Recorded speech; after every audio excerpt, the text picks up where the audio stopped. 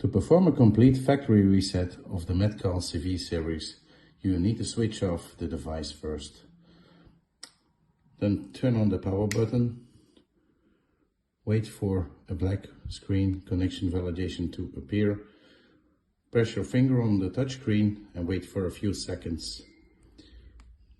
Press the icon on top, also for a few seconds, and wait.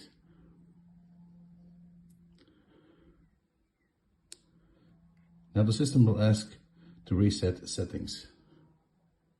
Press the green button and you've performed the factory reset. Make sure you switch off the device one more time completely and turn it back on.